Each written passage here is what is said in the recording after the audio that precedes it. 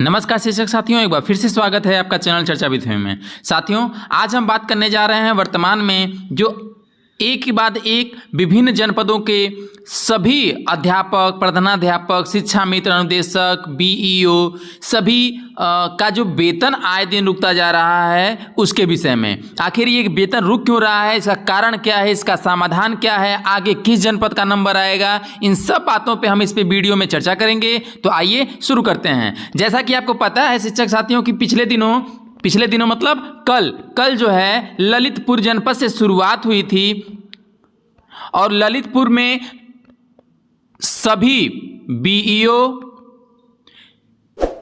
Headmistress या headmaster, प्रभारी प्रधानाध्यापक, शिक्षा मित्र और सहायक अध्यापक के साथ ही अनुदेशकों का भी वेतन क्या कर दिया गया है, बाधित कर दिया है, रोक दिया गया है। इसके साथ ही ललितपुर ने सबसे पहले जो है ये काम करने वाला जनपद बना है। इसके साथ ही आज महोबा और हमीरपुर ये दो जनपद भी ललितपुर के साथ ही सभी अध्यापकों, सभी शिक्षा मित्र, अनुदेशक, हेडमास्टर का वेतन रोकने वाले जनपदों में अपना नाम दर्ज करते हुए 3 जनपद हो गए हैं। ठीक है, अब ये हो क्यों रहा है? अगर आपने ललितपुर के आदेश को पढ़ा होगा तो एकदम हूबहू उसी आदेश में कुछ आंशिक परिवर्तन करते हुए, डाटा को बदलते हुए हमीरपुर और महोबा में भी वैसे ही वेतन रोका गया है। ठीक है, अब यह वेतन रोका गया है जो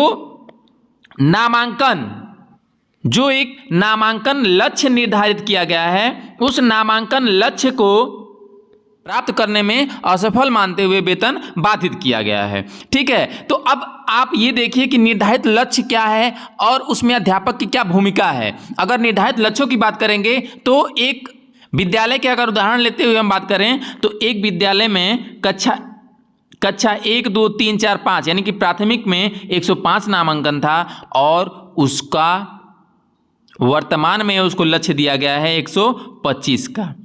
उसको वर्तमान में लक्ष्य दिया गया है कितने का? 125 का। अब ये देखिए कि 105 जो नामांकन था वो कक्षा 1 से लेकर 5 तक का था। अब कक्षा 5 में स्वाभाविक है कुछ बच्चे रहे होंगे। अब उस अध्यापक से मैंने जो बात किया, उस बात करने के हिसाब से देखा जाए तो उसके कक्षा 5 में 28 बच्चे थे। अब 105 में से 28 बच्चों का कक्षा 5 जो कक्षोन्नत करके निकल गए उस विद्यालय से, तो 105 - 28 हो गया। ठीक है, अब इसमें कुछ बालक या बालिका ऐसे भी हैं, उसकी संख्या उन्होंने 4 बताया, जिनका डीबीटी पे कार्य नहीं हुआ है। क्यों नहीं हुआ है? क्योंकि वो लोग उस ग्राम सभा में उपस्थित ही नहीं हैं, अपने ननिहाल या अपने मूल निवास स्थान पे वो चले गए हैं और डीबीटी पे उन्होंने अपना कोई डाटा नहीं दिया है। अब सोचिए कि जो बच्चा डीबीटी पे डाटा नहीं दे रहा है, इसका मतलब वो उपस्थित नहीं होगा, है ना। जब वो उपस्थित नहीं है तो उसको आप किस तरह से उस संख्या में मानेंगे? तो 4 और कम हो जाएगा, यानी कि 28 धन 4 यानी कि 32, ये संख्या हो गई 32। अब 105 में से 32 की संख्या आप घटा दीजिए जो पिछले नामांकन में ही कम हो गए हैं। ठीक है, अब 105 - 32 जब हुआ है तो अगर 105 में से 32 घटा दिया जाए तो जो आपके सामने वास्तविक संख्या निकल के आती है वह है 73। अब 73 बच्चे वर्तमान में उस विद्यालय में कार्यरत हैं और उनको लक्ष्य कितने का मिला हुआ है? 73 वर्तमान में बच्चे हैं। पहले 105 थे, 32 घटे हैं, वर्तमान में 73 हुए हैं और 73 बच्चे वास्तविक बच्चे हैं और इनको लक्ष्य मिला है 125 का। इनको लक्ष्य मिला है 125 का। अब आप सोचिए कि इस लक्ष्य को प्राप्त करने में कितनी मशक्कत या कितना मेहनत करना पड़ेगा। क्या यह लक्ष्य प्राप्त कर पाएंगे अध्यापक या नहीं अध्यापक प्राप्त कर पाएंगे? ये आप स्वतः संज्ञानित हो लीजिए। और यही कमोबेश हर विद्यालय, हर जनपद, हर ब्लॉक की स्थिति यही है। ठीक है, इसके अलावा कुछ ऐसे बिंदु भी हैं जो आपको या हमको धरातल पे परेशान करने वाले हैं। उन बिंदुओं पे हम आगे बात करते हैं। नामांकन जो लक्ष्य निर्धारित किया गया है विभाग के द्वारा कि प्रति विद्यालय को इतने लक्ष्य तक एडमिशन कराना है, उसमें बाधा कौन कौन से बिंदु आ रहे हैं? अगर उस बाधा पे हम बात करें तो सबसे पहला तर्क दिया जा रहा है विभिन्न अध्यापकों के द्वारा कि जो लक्ष्य निर्धारित है उसके अनुसार अगर देखा जाए तो उस गांव में बच्चों की संख्या बहुत कम है। जैसे अभी मैंने एक उदाहरण दिया था जिसमें 105 बच्चे थे, जिसमें 32 माइनस हुए हैं और उनको एडमिशन कितना कराना है? जो मैंने पिछले बिंदु में चर्चा किया था, जिनका 105 नामांकन था, 32 माइनस होकर उनका विद्यालय हुआ 13 और उनको 52 एडमिशन कराने हैं। आप सोचिए कि 52 जो लक्ष्य उनको मिला है वो कहां तक संभव है, किस तरह से वो करें कि हो पाएगा। अगर उसी पे बात करें तो उनके अनुसार भी अगर देखा जाए विभिन्न जगहों पे ये समस्याएं हैं कि बच्चे ही उस गांव में इतने नहीं हैं, अगर हैं भी तो कुछ विद्यालय प्राइवेट में या अन्य जगहों पे चले जा रहे हैं। तो अब धरातल की स्थिति यह है कि जो कागज में लक्ष्य निर्धारित किया गया है वह यह नहीं देखा गया है कि बच्चों की स्थिति क्या है। उन्होंने बताया, या आप भी अगर अपने आसपास पता करेंगे तो हो सकता है कि आपके यहाँ भी ये समस्या मिल जाए, कि उन्होंने बताया कि जब मैंने अपने आशा बहन से बात किया तो उन्होंने बताया कि यार उस गाँव में उस सत्र में, यानी कि जो भी देखा जाए 5 या 6 साल न्यूनतम एडमिशन, कक्षा 1 में न्यूनतम एडमिशन की आयु है। अब उन्होंने बताया कि 5 साल पहले जब कोई बच्चा पैदा होगा तभी तो वर्तमान में वो एडमिशन के योग्य होगा। उन्होंने बताया कि इस उम्र का, यानी कि इस एज का बच्चा इस गांव में इतनी संख्या में तो नहीं है। जितने हैं वो स्वतः चले आएंगे, या आप स्कूल चलो अभियान के अंतर्गत या घर जाके जो गृह संपर्क कर रहे हैं अभिभावकों से, उनके संपर्क के माध्यम से एडमिशन हो जाएंगे। लेकिन ये जो 52 की संख्या दी जा रही है वो कहाँ तक है, इस पे यदि हम बात करें तो पहले तो उस गांव में उतने बच्चे की संख्या ही नहीं बताई जा रही है, जन्म ही नहीं उतना नहीं हुआ है, तो फिर ये आंकड़ा कहाँ तक प्राप्ति हो पाएगा। कुछ समस्याएं यहाँ लोग बता रहे हैं। ठीक, कुछ अगर नामांकन में बाधा के दूसरे बिंदु पे बात करें तो दूसरे बिंदु के बारे में लोग बता रहे हैं कि अगर कोई बच्चा है भी, यदि उस गांव में मान लें कि उतनी संख्या है जितना हमको लक्ष्य निर्धारित मिला हुआ है, तो इसके अलावा जो प्राथमिक में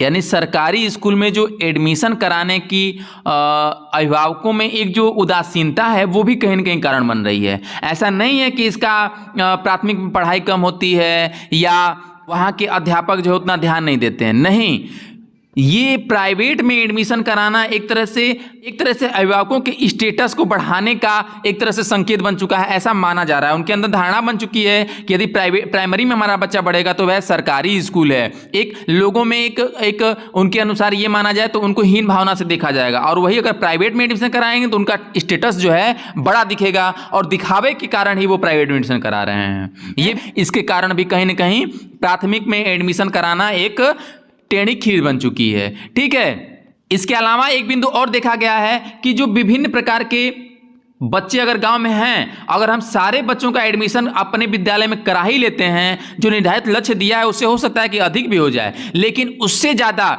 उस लक्ष्य को प्राप्त तो हम कर लेंगे, लेकिन जो विद्यालय में ठहराव और उपस्थिति का जो एक समस्या पैदा होगी कि अगर 105 बच्चे विद्यालय में हैं और हमको लक्ष्य मिला हुआ है 125 का, यदि 125 का लक्ष्य हम प्राप्त कर लेते हैं इन के प्रकारेण, तो जो विद्यालय में उपस्थित यानी बच्चों की जो विद्यालय आने की जो प्रक्रिया होंगी वो निसंदेह, यदि हम इसमें ध्यान न दें कौन सा बच्चा प्राइवेट में पढ़ेगा, कौन सा बच्चा गायब होने वाला है, अगर इस पर बिना छानबीन किए बिना ध्यान दिए अगर हम एडमिशन करना शुरू कर दें तो हो सकता है कि इस लक्ष्य को हम प्राप्त कर लें। लेकिन एक समस्या जरूर हमारे सामने आएगी कि उसमें से आधे से अधिक बच्चे क्या हो जाएंगे, ननिहाल या अपने माता पिता के साथ दिल्ली बम्बई या कहीं भी कमाने जहाँ रहते हैं वहाँ चले जाएँ, या ये भी हो सकता है कि जो बच्चे प्राइवेट में हैं वो भी हमारे कहने पर एडमिशन तो कर लें लेकिन वो विद्यालय नहीं आएंगे। तो इस लक्ष्य को प्राप्त करने में आप पूरे साल परेशान होने का एक तरह से आमंत्रण भी दे लेंगे यदि ध्यान नहीं देंगे तो इन सब चीज़ों को भी आपको ध्यान देना है कि आप पहले आप उस अभिभावक को पूरी तरह से तैयार करें कि हाँ हमारा विद्यालय स्कूल में पढ़ेगा ही पढ़ेगा, प्राइवेट में नहीं पढ़ेगा, कहीं जाने वाला नहीं है, उसके बाद ही एडमिशन लें। ठीक है, नहीं तो ये भी हो सकता है कि आप केवल अपने लक्ष्य को प्राप्त करने के लिए आप बच्चे को बिना सही से जांच पड़ताल की एडमिशन कर लें और वो बच्चा पता चले कि ननिहाल में रहता है, अपने मौसी के यहाँ रहता है, अपने किसी रिलेशन में आया हुआ है, उसका भी एडमिशन कर लें और कल को वो चला जाएगा तो फिर आप उसको ढूंढते फिरेंगे।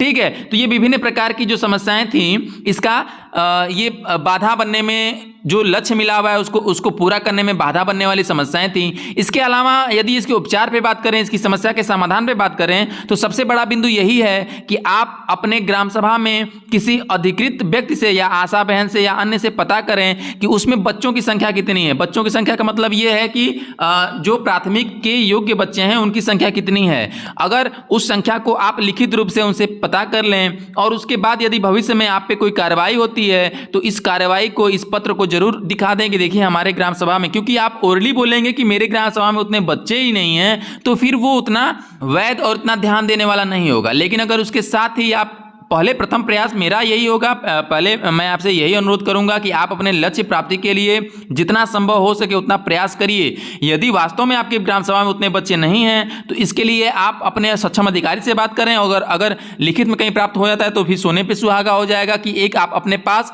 बचाव के लिए तैयार रखिए कागज़ कि हाँ ये भविष्य में हमारे लिए, हमारे कागज़ पे हमारे लिए ये बचाव करेगा। क्योंकि जिस प्रकार से लक्ष्य निर्धारित किया गया है और उस लक्ष्य की प्राप्ति के लिए जिस प्रकार से आए दिन विभिन्न जनपदों के अधिकारियों द्वारा कार्रवाई की जा रही हैं, तो इससे आप भाग नहीं सकते हैं कि हमारे जनपद में नहीं होगा, ये हो सकता है कि आपके जनपद में भी हो। तो ये विभिन्न प्रकार की चीज़ें हैं जिससे आप जो है अपने लक्ष्य को प्राप्त कर सकते हैं, या करने में जो अगर समस्या आ रही है तो उससे अपने आप को बचा सकते हैं। ठीक है, तो एक बार मैं फिर आपसे निवेदन करूंगा कि आप अपने लक्ष्य को प्राप्त करने के लिए अभिभावकों से संपर्क करें। विभिन्न प्रकार के आप स्कूल चलो अभियान जो शासन की मंशा के अनुरूप चलाई जाने वाली कार्यक्रम है उसको भी आप अपने स्कूल में चलवाइए। आप विभिन्न प्रकार के अभिभावकों की बैठकें आयोजित कराइए, एसएमसी की बैठक आयोजित कराइए। इन सब चीज़ों से आप जो है अपने विद्यालय में नामांकन निसंदेह बढ़ा सकते हैं। लेकिन अगर बच्चे नहीं हैं या कोई अन्य समस्या आ रही है तो फिर ये स्वाभाविक है कि उसके लिए आप अपने आप को तैयार रखें कि आप कैसे बचाव करेंगे। ठीक है, मिलते हैं अगले वीडियो में, तब तक के लिए नमस्कार शिक्षक साथियों।